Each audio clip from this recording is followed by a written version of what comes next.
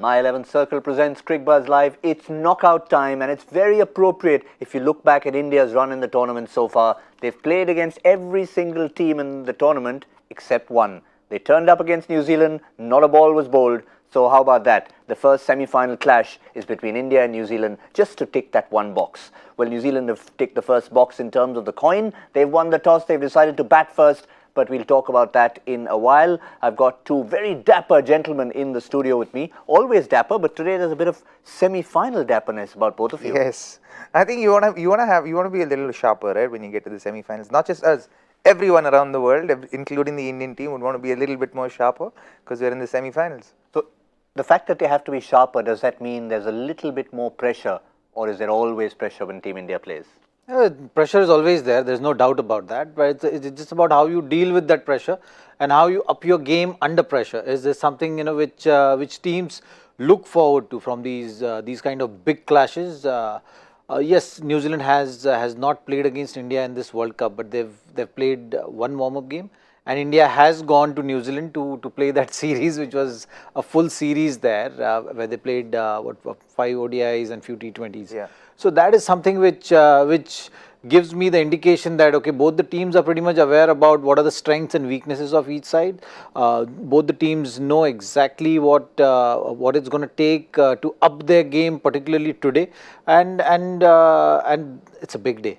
There is no doubt about it. So then it will be a good thing to see now what kind of approach both the teams have actually to see what India has been doing consistently in that first 10 overs.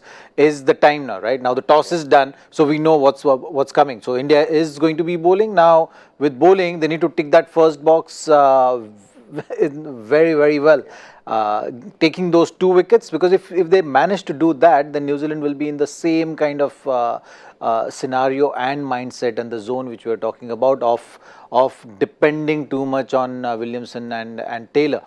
But if they get a good start, then it might just work in New Zealand's favour. So first 10 overs is something which is the most exciting phase of this match. I'm waiting to see how it goes in that first 40-45 minutes. Yeah, spoken like a true bowler, a true fast bowler, because he kept saying that during the India-New Zealand series that, look, 2 wickets, first 10 overs, and India did it every single time, and that made the difference. Yes, it obviously did. But having said that, I think in come the semi-final, I don't think anyone's carrying any baggage, positive or negative. I think they want to treat this as just a one-off game and go out there and give their best. And I think that's what they're going to look to do.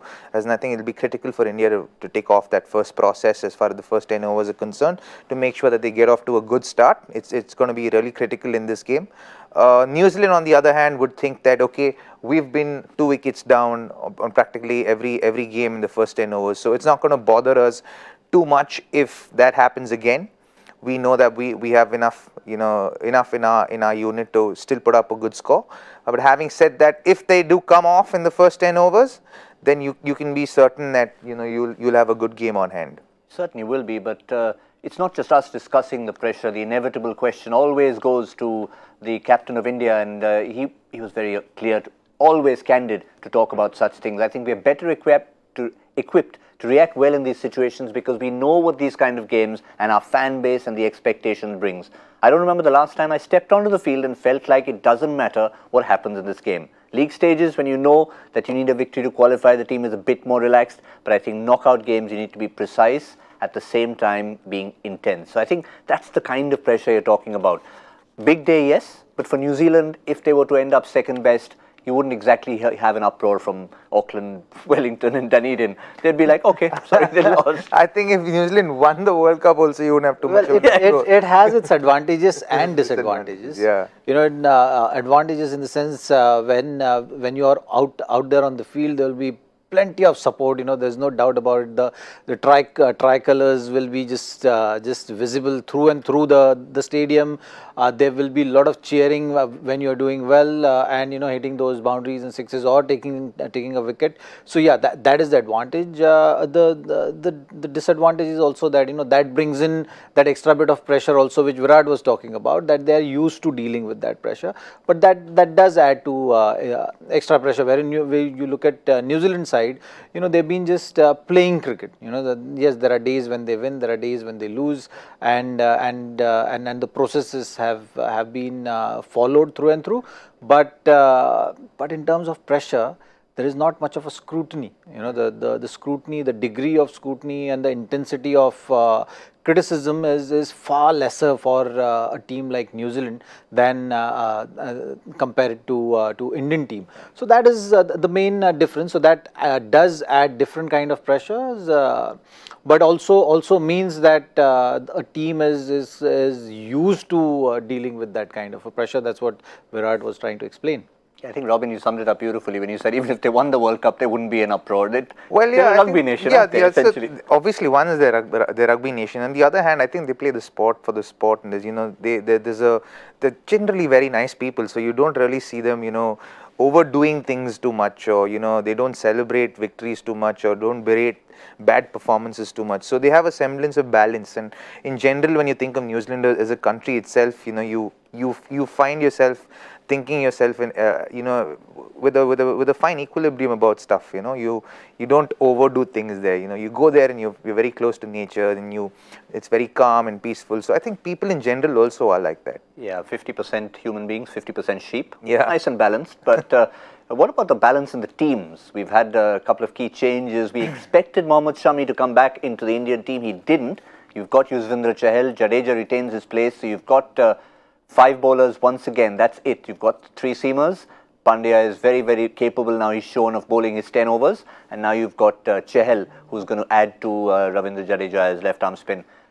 I am a bit surprised to start with, for sure. Looking at this this playing 11, you wonder why Shami has not been part of this playing 11, considering the kind of performance which he has so far in the tournament. Has to be more to it. I'm sure it has to be with the fact that maybe some niggle or injury which he is nursing has put him out of the side. We'll have to wait and figure out what exactly is the reason. Virat was not really indicating at any sort of reasoning for not including Shami in the squad. So that's something which I'm very curious about knowing, that why he has not been part of this playing 11. If he's fit and not being part of the playing 11, then it's a bit of a concern in terms of starting this semi-final, because Shami has made a huge impact in terms of picking those wickets consistently. So I hope that it's some forced change rather than a tactical or a selective change which we are looking at. Chahal obviously has been fantastic with his support role since the seamers has been taking most of the burden of taking those wickets. So that was understandable. Kuldeep, I think, is just the kind of pace which he has bowling with has not been working as the tournament has progressed. So that's something which is a tactical change, keeping Jadeja's batting contribution in mind, and also the pace which he has been bowling with on these English conditions has been giving him a little bit of assistance, which we all know when Jadeja gets that little bit of assistance, he can be a bowler who is tough to deal with or to score easy off. The other factor is Shami didn't do badly in New Zealand either. So, I mean, that was one of those times we saw that, okay, he's back. I think all of us are quite surprised, by his exclusion. I thought that, as in Bhuvi deserves to play with everything that he's been doing for the Indian team. But it's just that Shami has been very penetrative with his bowling. Even in this tournament, if you just go by just this tournament, he's been extremely penetrative, and he's been used as a wicket-taking option, like out and out wicket-taking option. And to not have that in a clash like today's makes you get a little bit concerned. And I think one would imagine any one of us to be a little concerned when Shami is not playing, unless it's an injury. If it's not an injury, if he's excluded from the side, then you'd be wondering, is that the right call that would have been made? Yeah, but if it was an injury, it's nothing that we've been informed about. Let's go to the opposition, the New Zealand team. And this is the change that New Zealand have made. Of course, it's the expected change. Lockie Ferguson was out injured. Now he's come back into the side. An automatic replacement for Tim Southee, who pretty much spent most of the World Cup sitting out and got a little bit of an opportunity, didn't make too much of it. And the extra pace of Lockie Ferguson is what New Zealand will be counting on. But in addition to that, I think there's one record that they will want to put right. Because remember, at the start of the tournament, we were discussing that if you saw New Zealand's schedule in the tournament, that, okay, they've had a start, they're top of the table, they looked invincible, and suddenly they're saying, hang on, they haven't played Australia yet, they haven't played England yet. Yes, India was washed out, and that could be a concern. And sure enough, it showed. They lost those 2 games, lost to Pakistan as well. So it just shows their record against the top teams versus the others, and these numbers support it. 80% against teams other than Australia, South Africa, India, and England. 36% win record against these 4. See, but this is why this team is written off, is never considered, like, like it's not the first choice of top 4 or semi-finalists in a World Cup, because they lose to the big 3, so to speak, pretty often, or their success rate over them hasn't been as great as the other sides, but they are a team that can really surprise these 3. So the thing is, you cannot write them off. I would look at those stats and say, okay, those are interesting stats, but they hold no ground on today's game. There's nothing for it to have a hold on today's game, because they can come out and they can finish your top 3 team the top 3 teams. They can finish them off like it didn't even matter. And that was my concern when India didn't play them in the league stage. To play them directly, because if in a tournament like this, to get a feel of who you're going to be playing against, who you're going to be playing against in the last 4, you have a feel of, okay, this is what you get a lot of ideas when you play against an opposition. And when you don't play against them and you play them straight away in a knockout, the pressures are a little bit more, and it can fall on either side. But for me, I feel like that makes New Zealand an even more dangerous side, which would put a little bit more pressure on India, and which would make New Zealand feel like they don't have too much pressure on themselves. They can just go out there and express themselves.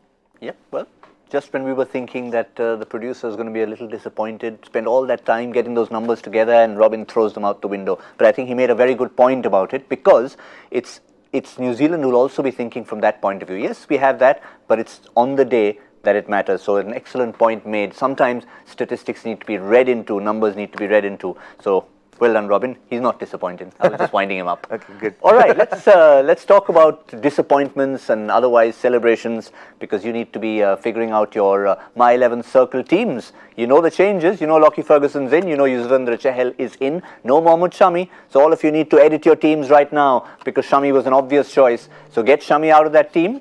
And the match, of course, today is semi-final number 1, India versus New Zealand. Dada's around. He's always around. He's omnipresent. By the way, it's just after his birthday, so happy birthday, Dada. And make sure his Vada is still 5 times the amount of cash. He's never generous, is he? I thought at least just after his birthday he would give a little bit more. Anyway, he can't hear us, so not at the moment anyway. But what about KW? The man at the other end. These two, of course, played against each other through captains in the Under-19 World Cup way back when. But Kane Williamson, too, will want to get his record straight against India, in particular, against the opposition. Have a look at this. Firstly, the positive side of it, which is he scored the maximum number of percentage of runs for his respective team, ahead of Rohit Sharma, ahead of Shakib Al Hasan. And what makes it more remarkable, Robin and Zahir, is that he's played 1 match less. There was a washout as well. So one time he didn't actually get to bat. He still got 28.73% of his team's runs. So that's the positive side. We'll come to something that they need to work on, but I think it just shows how they rely on Kane. Well, yeah, as he's made himself like the stronghold of that side, and it's around him that this whole team revolves. Him and Ross Taylor, I would say, and it's around these two that the whole team revolves around, and they've been doing a good job of it. Unfortunately for them, from their perspective, New Zealand haven't had their openers come off, barring that first game where they had a 135-run unbeaten stand, I think, and then after that they haven't really come off. But when they do come off, when Martin Guptill does come off, then you know for fact that it's gonna he's gonna be extremely dangerous, and he can really turn the match on its head just by his own ability. But they also have guys like Jimmy Neesham, who's batting well down the order. They have Colin de Grandhomme, who's also batting extremely well in the middle order for them. So these guys haven't come off as consistently as they would have liked, but they're still in form. You can't tell that these guys are out of form. But they revolve around these two guys, and these two guys become extremely critical. So I think the fact that India would be looking to get these two out early, and as soon as they come and they try and get them out, because once they get set, they're hard to get out. But Virat Kohli mentioned Williamson, Taylor being the key wickets. As Robin said, yes, those are key wickets, but you also want to focus on the likes of Guptill and up front, because he can be dangerous. Have a look at Guptill. If you add it to Taylor and Williamson, their record against India away from home, not brilliant. So again, that's a factor to look at, or it could be something you say, listen, this is one semi-final. Yeah, I mean, see, when you're talking about World Cup semi-finals, you know, all these records and all that is just a reference point. It's just about on that day, any team can beat anyone. You have to go in that match scenario, keeping that in mind and plan accordingly. You have to have like if you give too much of importance to Kane Williamson and Ross Taylor at the beginning of the match or leading up to the match, then you're not giving enough importance to the other players. I think what is important is to have that start. You know, that is something which is going to set the tone. If you are by the time Kane Williamson and Ross Taylor comes to bat, if they are 40 for 2 wickets, okay, their mindset is defensive. But if they walk into bat at a decent platform, it's a 60-70, then they are always going to be on top, and they're going to that is going to give them the freedom of taking more and more chances, or playing with more free mind. So that is something which is very important from India's point of view, that they give enough importance to Guptill and Henry Nicholls in this scenario, going to be opening the innings.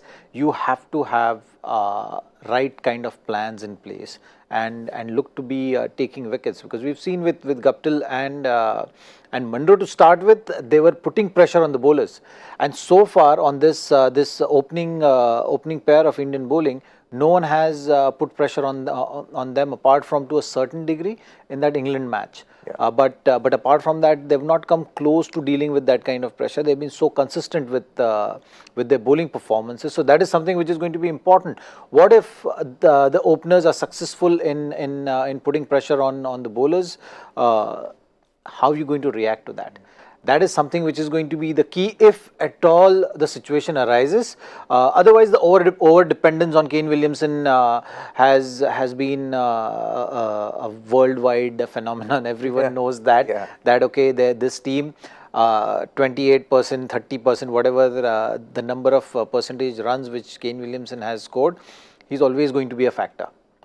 Yeah. And Ross Taylor is going to be a factor. So I think, you know, with this this New Zealand team, when I look at them, that is going to be the key. You don't want the likes of Grandoms and Neesham to walk into bat when the platform is set. You have to create that scenario, and today is the day where you have to be more proactive than ever.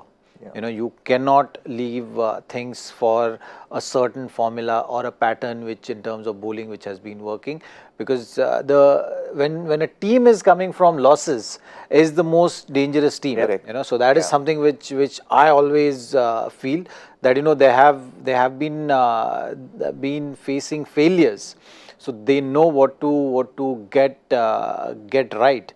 But wherein India is coming with so many positives, right, be it Rohit Sharma's heroics of 5 centuries, or Kohli quietly reaching close to 500 runs, or for the fact that Bumrah and Chahal and all the bowlers have been making that impact, Hardik Pandya making that impact.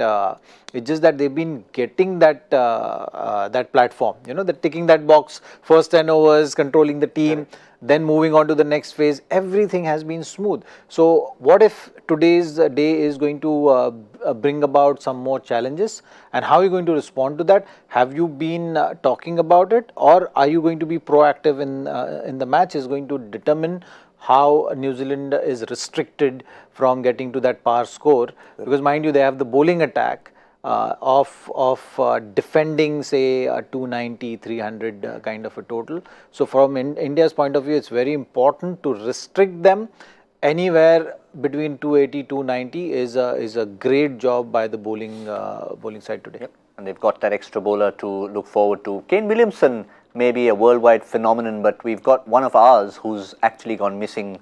Danish, we were expecting a piece from him today, but Danish is not around. Fortunately, another worldwide phenomenon, Jingo Nath, is around, and this is what we've got from him.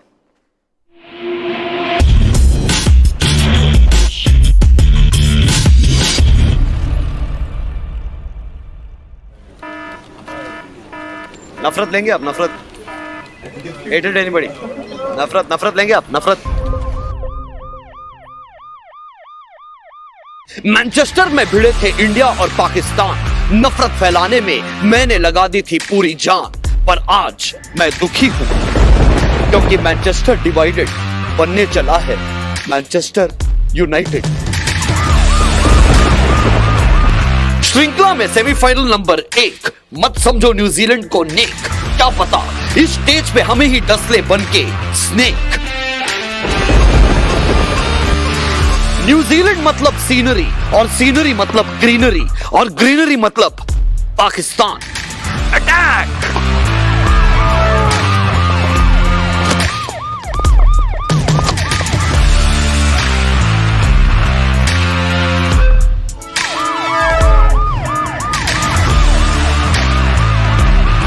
Commentary करने वाले चाचा, आप New Zealand के विरुद्ध बुरा क्यों नहीं बोलते? पूरा क्रिकेट है भाई। चाचा ये ग्रीन कलर का स्वेटर पहले हटाओ चाचा।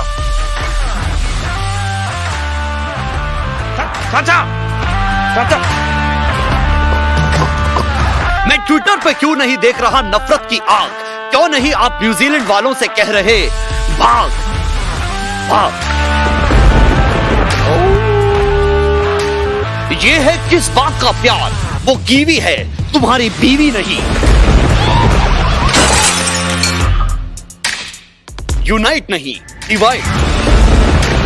क्यों चलती है पवन, क्यों झूमे है गगन? बस इंडिया जीत जाए, मैं नाचूंगा मस्त मगन। फ्लेमिंग नहीं, फ्लेमिंग। केन विलियमसन नहीं, सिर्फ सन, क्योंकि बाप बाप होता है और सन सन। चाचा आपके ट्विटर पर 8 बिलियन फॉलोअर हैं, आप क्यों नहीं नफरत फैलाते? नफरत? क्या हो गया तुमको? चाचा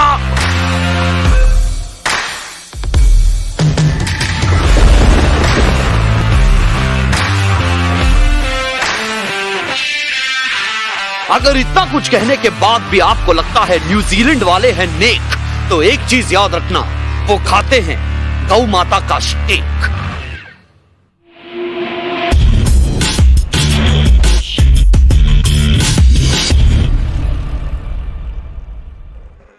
Where have you gone, Danish? You've just left Jingo Nath to our mercy. But anyway, I guess he tried his hardest. But exactly as Robin said, they're such nice people. You just can't find any nafrat against them. we were left at Jingo Nath's mercy today. It was terrible. That last bit about the steak bit was just a little too much. Jingo Nath ji, that's a bit much. All right, we'll send the message. We send the message about the ladies and the fans. We'll send that message across as well. What about Joy? Does he have something very jingoistic for us, or is he trying to be a little bit more normal? Has he got something that is going to go back to him? Remember the other day, only the second time in history, nobody answered the question. Ooh, this one's a tough one. My wife's most famous achievement was in Missouri in 1983. My first cousin's biggest moment was in Los Angeles in March 2001. Mine was in Wellington in 1991, something which I still share with Sir Donald Bradman. Wow. Missouri, Los Angeles, hashtag Crickbuzz Live. If you can figure out all that geography, wow. Missouri is close to my heart because that's where I studied, but I still don't have any idea about that answer. But we still have to have some idea about where New Zealand might be at the end of 50 overs. So let me get the gentleman involved, the dapper gentleman involved.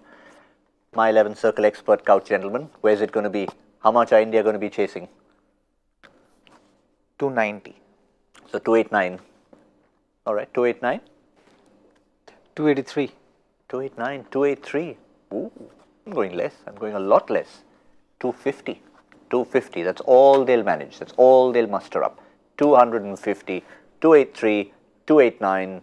And we'll be back in the 15th over with Crickbuzz Combox. And then, of course, at the halfway stage. Remember, there's a bit of rain somewhere in the air, so we'll keep an eye on that just in case. For now, it's all dry, it's all clear for an on-time start. We'll see you. My 11 Circle presents Crickbuzz Live.